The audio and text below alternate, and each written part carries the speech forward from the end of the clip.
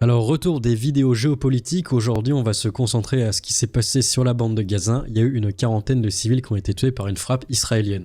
Pour ceux qui ne savent pas, Rafah c'est en bas ici, hop, ici en bas, ici, Rafah. Donc c'était un camp de réfugiés, évidemment ça a provoqué une énorme polémique. Là sur Twitter c'est en top tendance, tout le monde en parle. Top 1 Twitter, Rafah, environ 2 millions de posts, quasiment, c'est assez incroyable, Palestine en deux. Énorme levée de boucliers. Et ce qui est très intéressant, c'est surtout l'incompétence de l'ONU, enfin l'inaction. On remarque en fait que ça c'est une mascarade et ça sert pas à grand chose.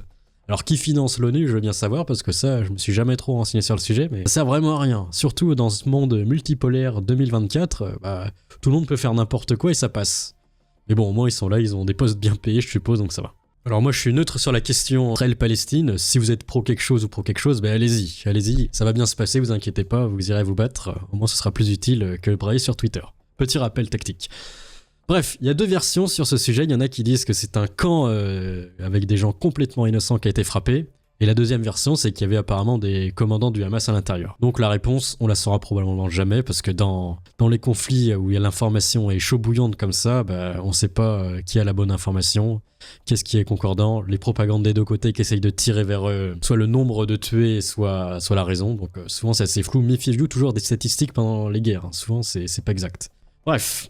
Direct de Gaza, Benjamin Netanyahou affirme que la frappe sur Rafah est un accident tragique. Oui, évidemment, là, il pouvait pas se désosser. Il fallait qu'il dise DSL, les amis, j'ai fait une erreur.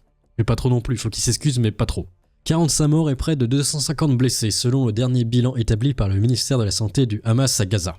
Et là, le moment rigolo, les Nations Unies, l'Union Européenne et de nombreux pays, dont la France, ont condamné cette frappe et fait part de leur indignation. Il y a Macron qui a même exprimé, il dit c'est horrible ce qui s'est passé. Le Premier ministre a évoqué un accident tragique. Par le biais de son émissaire dans le Proche-Orient, l'ONU a réclamé à Israël une enquête complète et transparente. L'armée israélienne a assuré de son côté enquêter sur la mort de civils à Rafah. Autre fait intéressant, c'est la position de Washington sur Israël, parce que eux à la base ils sont très pro-Israël, parce que ça leur permet d'avoir une sorte de base avancée au Moyen-Orient, un allié. Et là quand même ils disent stop un moment parce que là ok on est les USA mais on pourra pas vous protéger éternellement si vous faites des sauces. Je pense que le point de bascule c'est si les États-Unis arrêtent de soutenir Israël ou pas, parce que l'ONU tu peux condamner avec fermeté comme ils aiment bien dire, ça change rien au final. Sur les autres sources comme Fox News par exemple, on annonce la mort de 2 gros commandants du Hamas qui ont été tués, mais en même temps beaucoup de civils. En fait, la position de Fox News, c'est plutôt le Hamas se cache derrière des civils, donc ça peut se comprendre, ça c'est une technique très utilisée dans les guerres asymétriques, ça marche. Mais à quel point, si c'est un petit peu, beaucoup ou très souvent, et ça on peut pas savoir malheureusement, et c'est sur ce point en fait où on peut discuter, est-ce que le Hamas utilise vraiment systématiquement les boucliers humains ou pas du tout, ou quasiment pas. Forcément ça peut arriver, mais est-ce que c'est tout le temps ça ?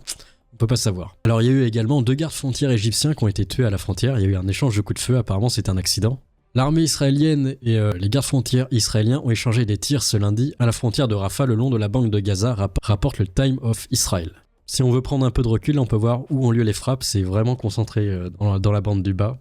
Et cette grande route, celle-là, c'est là où ont été tués les gardes égyptiens, ici.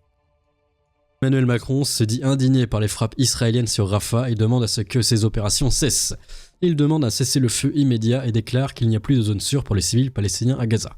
Alors Macron il est bien content, il est bien rigolo, mais il ne sert pas à grand chose. Parce qu'il est là pour condamner, mais est-ce qu'il condamne avec fermeté ? Oui. Est-ce que ça change quelque chose ? Non. Comme je vous le dis, ça sert absolument à rien, l'ONU et compagnie. 2 jours avant la frappe israélienne meurtrière qui a tué des dizaines de personnes à Rafah, la Cour internationale de justice avait ordonné à Israël de stopper immédiatement son offensive à Rafah. Est-ce qu'elle l'a fait ? Bien évidemment que non. En conclusion, la France et toute l'Europe condamnent avec fermeté évidemment, mais c'est plus pour l'aspect diplomatique. Là, ils peuvent pas fermer les yeux, autrement ils sont dans la sauce. Mais ils ont aucun intérêt géopolitique dans la zone, à part les USA. Donc voilà, qu'est-ce que vous pensez de ces news ? Laissez vos avis dans les commentaires, salut.